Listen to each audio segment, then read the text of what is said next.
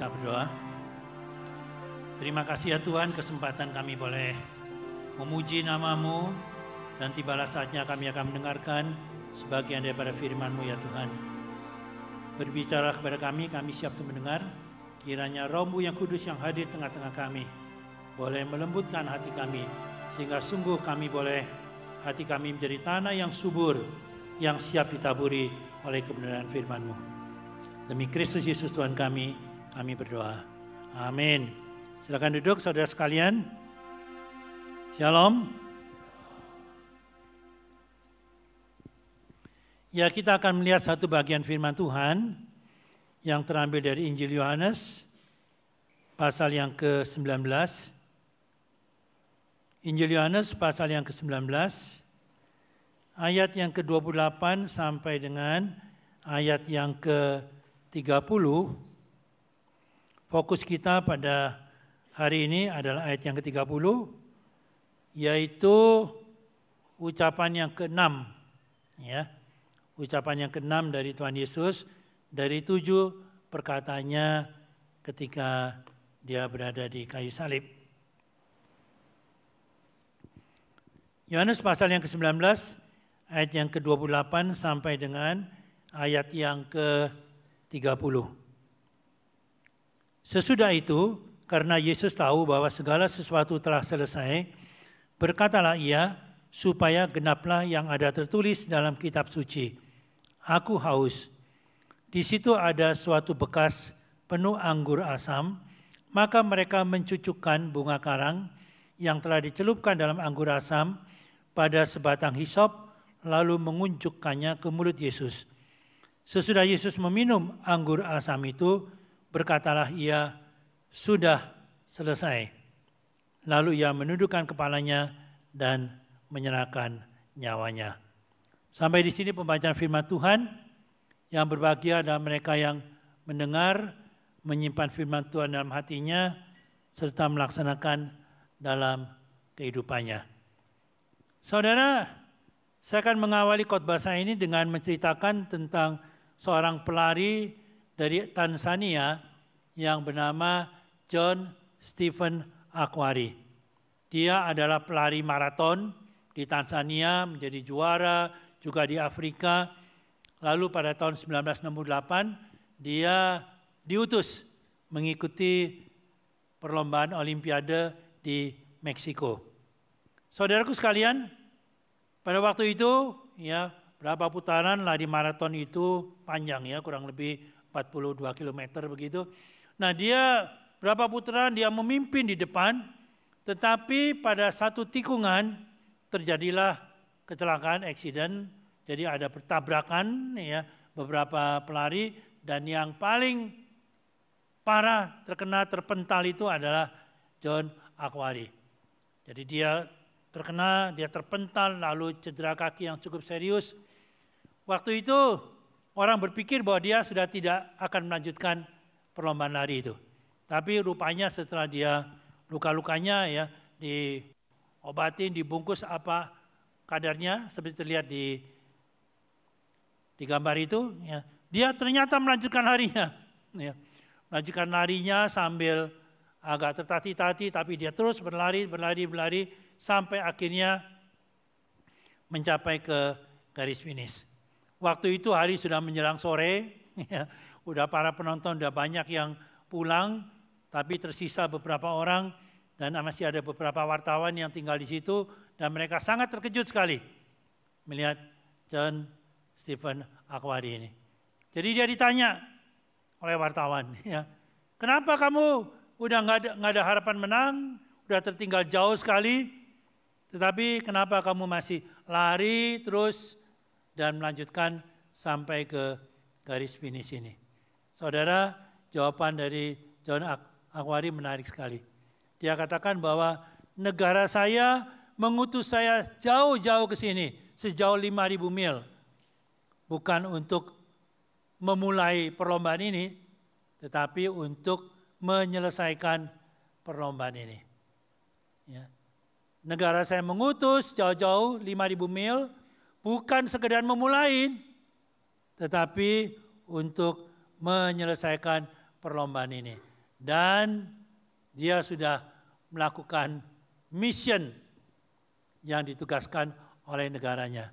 Saudaraku sekalian, ada satu kelegaan di situ bahwa mission sudah accomplished walaupun dia tidak menjadi juara, dan dia disebut sebagai juara kehormatan, ya, sebagai penyandang spirit olimpiade yang sesungguhnya. Saudaraku sekalian, apa yang terjadi yang dikatakan oleh John Akhwari ini agak mirip dengan apa yang Yesus teriakan dalam ucapan yang ke-6 dia ketika dia berada di kayu salib. Saudaraku sekalian, Yesus berseru di situ, dikatakan bahwa sudah selesai. Itu bukan seruan orang yang kalah, ya, orang yang sudah merasa habis, bukan. Tetapi satu seruan missionnya sudah tercapai sebagaimana yang dikatakan oleh John Akhwari tadi. Saudaraku sekalian, ada beberapa hal makna daripada seruan Tuhan Yesus ini yang saya ingin bagikan kepada Anda sekalian pada pagi hari ini. Yang pertama, seruan ini secara fisik paling tidak, secara lahiriah adalah satu seruan kelegaan, boleh dikatakan demikian, bahwa penderitaannya itu sudah berakhir, sudah selesai. Saudaraku sekalian, kita tahu bahwa Yesus dia mulai dari lahir di palungan, dalam sepanjang kehidupannya dia mengatakan bahwa anak manusia tidak punya tempat untuk membaringkan kepalanya. Seluruh kehidupannya itu adalah kehidupan yang penuh dengan penderitaan demi dia menjalankan misinya itu. Saudara, ada sebuah lukisan yang menarik oleh seorang pelukis yang bernama William Holman Hunt, pelukis yang terkenal pada abad yang ke-19.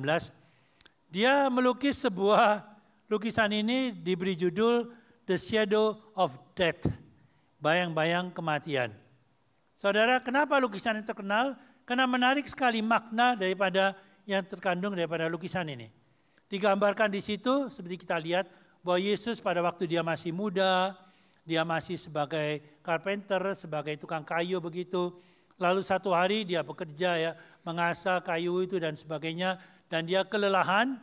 Lalu kemudian dia berdiri seolah ingin melemaskan, ya, muscle-nya dari kecapeannya itu. Ketika dia mengangkat tangannya demikian itu, di balik itu ada satu bayang-bayang seperti Yesus pada waktu di kayu salib.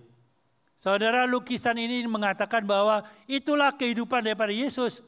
Sepanjang kehidupannya itu dia ada di dalam bayang-bayang daripada salib, penderitaan yang nantinya akan dialami oleh Yesus itu. Dan saudaraku sekalian, itu yang terjadi.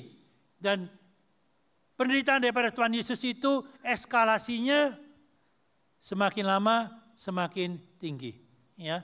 Sampai kepada hari Minggu terakhir, hari Kamis itu dia diserahkan, ditangkap di Taman Getsemani, ya. Lalu kemudian hari Jumat diadili oleh Pontius Pilatus dan dia kemudian mulai melakukan jalan salib sambil memikul salib yang disebut dengan Via Dolorosa. Saudaraku sekalian, itu adalah jalan salib, ada 14 stase, 14 perhentian di situ, ya. Saya kebetulan sudah membawa grup beberapa kali ke Israel, yang terakhir kali yang keempat, ya. Ada beberapa rekan yang ingin mencoba mencicipi ceritanya, ya, penderitaan daripada Tuhan Yesus. Mereka mencoba pengen pikul salib di jalan Via Dolorosa itu. Saudara, sedikit ya saya kasih cuplikan, barangkali Anda ada yang mengenal orang-orang ini. Ini kebanyakan orang-orang di KU1, ya. Itu grup terakhir saya bawa 43 orang. Pada waktu itu sebetulnya lagi perang, ya. Kondisi lagi perang Israel, banyak yang mengatakan jangan pergi ya. Tetapi kami udah doakan, udah mantep ya, tetap rombongan kami pergi. Saudara, ini Via Dolorosa, ya. Berapa rekan yang ingin mencicipi sambil memikul salib, Ada yang Anda kenal di situ? Ya. Tetapi ini sedikit mencicipin, tapi sedikit juga gaya-gayaan juga ya. Karena apa ya, ayo ya sambil fotoin dong ya video ya istrinya ya. Jadi tapi nggak apa-apa lah ya. Paling tidak ada satu kesan itu. Saudaraku sekalian, jadi kita melihat di sini itu perjalanan salib ya. 14 tase itu Yesus tersungkur jatuh 3 kali. Ya. Dia ada dicambuk di situ ya, dia pikul salib itu, dan salib yang dipikul oleh rekan-rekan ini salibnya agak ringan sebetulnya ya. Yang Yesus pikul itu benar-benar salib yang berat. Saudara, sampai pada hari terakhir, hari Jumat itu ya, Tuhan Yesus itu mulai dari jam 9 pagi. Anda melihat dalam Injil, ketika Injil sama mencatat ya jam 9 pagi, lalu kemudian jam 12 siang, kegelapan mulai meliputin ya seluruh wilayah itu. Lalu kemudian Yesus menyerukan ya, Eli Eli lama sabachthani, Allahku Allahku mengapa engkau meninggalkan aku. Lalu dia mengatakan aku haus ya. Saudara, ini penderitaan mencapai puncaknya. Ada yang mengatakan bahwa kegelapan ya, ditambah keterpisahan dari Allah, yaitu Allahku, Allahku, mengapa engkau meninggalkan aku, ditambah dengan penderitaan fisik, haus, itu penderitaan yang kita tahu ya, minggu lalu mungkin sudah ada hamba Tuhan yang menguraikan, yang melebihi penderitaan daripada sekedar lapar.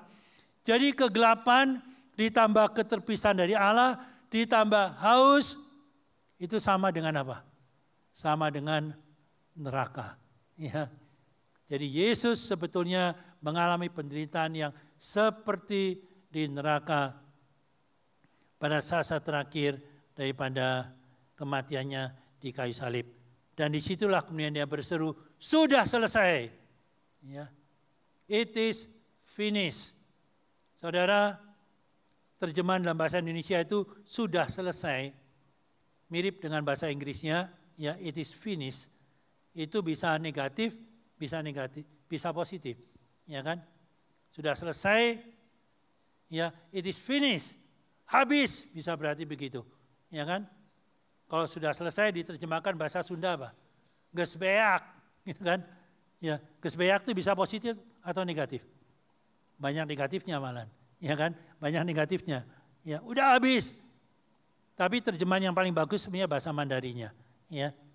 Alkitab Mandarin tidak menerjemahkan sudah selesai, menerjemahkan cengle, artinya sudah genap. Ya, itu terjemahan yang paling bagus. Sudah genap, bukan sudah selesai. Dan ini arti yang paling penting daripada ucapan itu. Sudah genap artinya apa? Yaitu semua misi rencana keselamatan Tuhan Yesus datang ke dalam dunia ini telah tergenapin. Ya. Itu yang Yesus katakan. Saudaraku sekalian, jadi ini bukan seruan kekalahan, tetapi ini adalah satu seruan kemenangan. Mission accomplished. Ya, sudah genap, sudah tercapai. Saudara, sedikit saya menjelaskan ya. Ada, tolong diklik ya. Ada permainan grammar yang menarik di sini, tolong diklik ya. Itu tata bahasa yang dipakai itu dalam bahasa Yunaninya itu adalah continually present. Artinya tata bahasa yang menarik ya, yaitu berkelanjutan dan selalu present. Ya. Ada seorang teolog John Stott yang menerjemahkan dengan lebih menarik sekali. Dia katakan bahwa artinya Yesus berkata sudah selesai, sudah genap, yaitu itu sudah genap dan akan selama-lamanya tetap selesai, tetap genap. Tidak perlu pengulangan lagi artinya. Ya. Jadi saudaraku sekalian, disitulah ucapan Tuhan Yesus itu, pengorbanannya itu sudah selesai dan terus selesai berkelanjutan sampai sekarang, tidak perlu ada pengulangan lagi. Saudara, jadi tidak perlu lagi kita sekarang mengulangi pengorbanan dengan memberikan domba dan sebagainya seperti dalam perjanjian lama, nggak perlu. Pengorbanan sudah satu kali untuk selama-lamanya dan sudah genap, sudah selesai diberikan oleh Tuhan Yesus di atas kayu salib.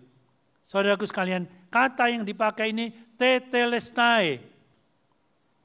Kalau diterjemahkan secara harafiah artinya sudah lunas, paid off. Terbayar lunas, tetelestai. Jadi semua penderitaan akibat manusia jatuh dalam dosa, itu sudah ditebus oleh kematian Kristus di kayu salib. Kita tidak perlu ulangin lagi, kita tidak perlu tambahkan, kita tidak perlu kurangin, tetapi sudah genap. Saudaraku sekalian, kekristenan kita tidak, sekali lagi ya, kekristenan itu kita tidak mengajarkan bahwa kita melakukan perbuatan baik untuk supaya kita bisa diselamatkan. Bukan itu. Perbuatan baik kita tidak menambah karya Kristus yang sudah genap di atas kayu salib. Tidak. Tetapi perbuatan baik kita itu merupakan satu ungkapan syukur. Jangan salah. Itu ungkapan syukur kita dari orang yang sudah ditebus, orang yang sudah mengalami keselamatan, karya keselamatan Kristus, orang yang sudah mengerti makna pengorbanan Kristus dalam kehidupan kita, maka kita mengungkapkannya dalam ucapan syukur kita. Jadi perbuatan baik kita itu sekali lagi bukan untuk membeli keselamatan itu, tetapi adalah ungkapan syukur kita sebagai orang yang sudah mengerti, mengerti akan pengorbanan Kristus di atas kayu salib. Dan karena itu saudaraku sekalian, saya katakan bahwa itu sudah genap, sudah selesai. Termasuk semua akibat dosa, kegagalan, penderitaan manusia itu sudah selesai tetelestai di atas kayu salib. Karena itu saudaraku sekalian, sebagai orang percaya, ketika kita memandang kepada kayu salib itu, maka kita tahu kita bukan lagi orang pecundang, kita bukan lagi loser, tolong dikliknya, tetapi kita adalah winner, pemenang di dalam Kristus. Saudaraku sekalian, saya baru membaca kesaksian daripada seorang yang bernama Harry Tenchat, seorang penatua yang rajin melayani di gerejanya. Dia aktif, setia sepanjang pelayanan dia itu. Tetapi satu hari ada masalah dalam kehidupan rumah tangganya. Istrinya kabur meninggalkan dia bersama dengan pria yang lain. Lalu juga simpanan di banknya itu dikuras oleh istrinya itu. Wah, dia merasa frustrasi sekali. Dia merasa sedih sekali. Dia merasa kenapa dia sebagai orang setia melayani tetapi mengalami hal yang seperti demikian. Pada waktu itu Harry Tenchat dia berpikir dia mau mengakhiri kehidupannya. Tetapi pada waktu itu dia melihat ada sebuah poster. Yaitu poster daripada Tuhan Yesus di kayu salib dan ucapan ini. It is finished. Sudah selesai, sudah tergenapi semuanya.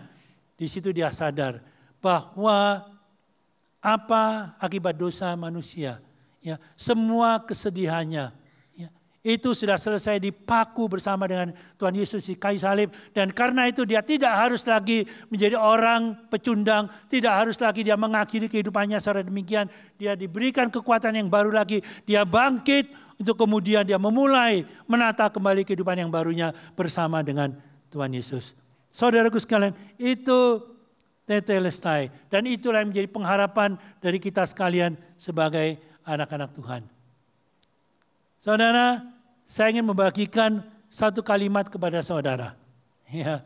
Yang menarik sekali dari seorang yang bernama Robert Schuller. Ini adalah pendeta ya. Robert Schuller ini sekarang udah meninggal. Dia itu pendeta yang terkenal ya. Dia banyak memberikan motivasi dan berbicara mengenai positive thinking. Tapi positive thinkingnya positive thinking dalam Tuhan ya. Istilah yang dia pakai lebih possibility thinking sebenarnya. Kita mungkin dalam Tuhan. Banyak memberikan kontribusi. Gerejanya itu terkenal namanya Crystal Cathedral di LA. Saya pernah ke gereja ini, ya bagus luar biasa. Tapi sekarang dia sudah meninggal. Gereja ini Crystal Cathedral kalau tidak salah dibeli oleh gereja Katolik. Sayang sekali. Tetapi ada satu ucapan kalimat dia yang menarik. Ya. Ucapan itu berbunyi demikian. Anda nanti coba simak maknanya ya. Let your hopes, not your hurts, shape your future. Jadikanlah pengharapanmu bukan luka-lukamu yang membentuk masa depanmu. Ya. Coba Anda renungkan makna kalimat ini. Jadikanlah pengharapanmu bukan luka-lukamu yang membentuk masa depanmu. Saudara, ada banyak orang hidup di dalam bayang-bayang luka-luka masa lalunya. Yang dia tidak bisa recover, yang dia tidak bisa pulih dari luka-lukanya itu. Dia terus hidup dalam bayang-bayang itu sehingga dia menjadi seorang yang terus gagal dan gagal lagi dalam masa depannya. Tetapi kalimat ini mengatakan, jangan jadikan luka-lukamu, tetapi pengharapanmu itulah yang membentuk masa depanmu. Orang yang menjadikan pengharapan di dalam Kristus itu yang membentuk masa depannya, orang ini akan bagaimana? Dia akan punya optimisme dalam menghadapi hidup ini. Walaupun dia jatuh, dia akan bangun kembali. Ya, dia tidak akan membiarkan dirinya jatuh dan tergeletak karena dia punya pengharapan dan dia akan terus bangun kembali bersama dengan Tuhan. Amin, saudara. Saudaraku sekalian, jangan kau biarkan Anda yang pernah mengalami dikhianati oleh orang dekatmu, orang yang mungkin anggota keluargamu, lalu engkau menjadi orang yang tidak bisa percaya lagi kepada orang lain. Itu artinya engkau hidup di dalam luka-lukamu. Ada orang yang mungkin pernah gagal dalam pekerjaan, pernah gagal dalam usahanya. Dia tidak pernah bangkit lagi. Dia menjadi orang yang gagal seumur hidupnya, menjadi orang yang minder. Artinya dia hidup di dalam bayang-bayang luka-luka masa lalunya. Ada orang yang mungkin pernah ditinggal oleh pacarnya, pernah ditinggal oleh pasangannya mungkin. Ya kan? Dan dia tidak pernah berani membangun hubungan lagi. Ya. Itu orang yang hidup di dalam luka-luka masa lalu. Saudaraku sekalian, jangan engkau biarkan itu luka-luka masa lalumu, bahkan mungkin kebencianmu yang menyetir kehidupanmu, yang mempengaruhi engkau menjadi orang yang pesimis, orang yang lumpuh, orang yang sinis, orang yang kepahitan. Itu orang-orang yang membiarkan luka-lukanya yang membentuk masa depannya. Jangan, saudaraku. Kalau saya mau menyimpan luka-luka dalam kehidupan saya, cukup banyak. Ya, cukup banyak. Saya pernah sangat marah sekali kepada ayah saya. Sekarang dia sudah bersama dengan Tuhan. Ya, karena pada waktu saya remaja, bapak saya meninggalkan kami, ya, dia menikah lagi, ya, saya marah sekali, mendendam, ya. Jatuh dalam pergaulan-pergaulan yang hanya sekedar untuk melampiaskan pelampiasan daripada luka-luka sebetulnya juga mungkin itu, ya kan? Tetapi ketika Tuhan menyelamatkan saya, Tuhan menebus saya, ketika saya mengerti makna salib Kristus itu, mengerti bahwa itu sudah selesai, tetelestai. Saya tidak izinkan semua itu, luka-luka itu yang membentuk masa depan saya. Tapi saya jadikan pengharapan dalam Kristus itulah yang membentuk masa depan saya. Amin, saudara. Ada amin, saudara? Saudara, saya ingin kita coba bacakan kalimat ini sama-sama. Ya. Bacakan kalimat sama-sama. Bahasa Inggrisnya dulu ya, kemudian bahasa Indonesianya. Bahasa Inggris ini banyak yang bisa kan ya. 2, 3. Let your hopes, not your hurts, shape your future. Bahasa Indonesia, jadikanlah pengharapanmu bukan luka-lukamu yang membentuk masa depanmu. Sekali lagi bahasa Indonesia, belum ya. Pakai kata jadikanlah lebih bagus ya. Let ini kalau Anda terjemahkan biarkanlah jelek, ya, jadikanlah. Oke, 2, 3. Jadikanlah pengharapanmu bukan luka-lukamu yang membentuk masa depanmu. Saudaraku sekalian, itu yang Petrus katakan di dalam 1 Petrus pasal yang pertama ayat yang ketiga. Terpujilah Allah dan Bapa Tuhan kita Yesus Kristus yang karena rahmat-Nya yang besar telah melahirkan kita kembali oleh kebangkitan Yesus Kristus dari antara orang mati kepada apa? Kepada apa? Kepada suatu hidup yang apa? Yang penuh pengharapan. Luar biasa ya. Bukan sekedar hidup yang berpengharapan, tapi hidup yang penuh pengharapan. Saudaraku sekalian, tadi saya katakan, ya, jangan kau izinkan luka-lukamu yang membentuk masa depanmu. Bahkan saya ingin katakan konteks 1 Petrus ini. Bahkan kalau engkau dalam dunia ini engkau tidak memperoleh keadilan. Dalam dunia ini engkau tidak memperoleh bagian yang fair. Engkau rasa engkau selalu jadi korban orang lain dan sebagainya. Tetapi engkau tetap bisa hidup dalam penuh pengharapan. Karena apa? Karena engkau punya pengharapan kehidupan yang kekal bersama dengan Tuhan. Amin saudara. Itulah yang Petrus katakan ini. Surat Petrus ditujukan kepada orang-orang gereja kecil di Asia kecil. Orang-orang yang sedang dianiaya pada waktu itu. Dan disitulah Petrus mengatakan kepada mereka bahwa kebangkitan Kristus itu membawa engkau kepada satu hidup yang penuh pengharapan. Petrus bukan berkata tentang pengharapan saat ini saja, tetapi juga pengharapan yang akan datang. Amin saudara. Saudaraku sekalian, mari kita baca ayat ini bersama-sama. Ya. Kemudian kita akan masuk dalam doa. 2, 3. Terpujilah Allah dan Bapa Tuhan kita Yesus Kristus yang karena rahmat-Nya yang besar telah melahirkan kita kembali oleh kebangkitan Yesus Kristus dari antara orang mati kepada suatu hidup yang penuh pengharapan. Dan disitulah ketika kita tiap kali melihat Yesus di kayu salib, tiap kali kita membaca, mendengar perkataan Yesus ini, sudah genap, kita tahu bahwa kita akan tetap bisa hidup di dalam pengharapan bersama Kristus. Mari kita tunduk kepala. Ada sebuah pujian sementara kita merenungkan firman Tuhan ini.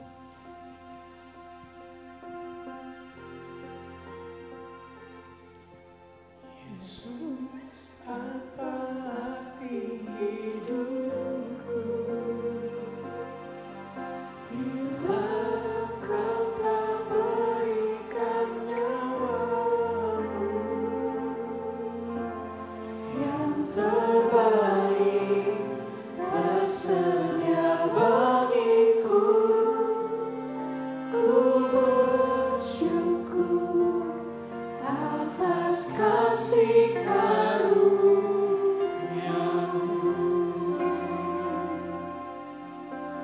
Yesus, apa arti hidupku bila Kau tak berikan nyawamu yang terbaik tersedia bagiku. Ku bersyukur atas kasih karunia-Mu.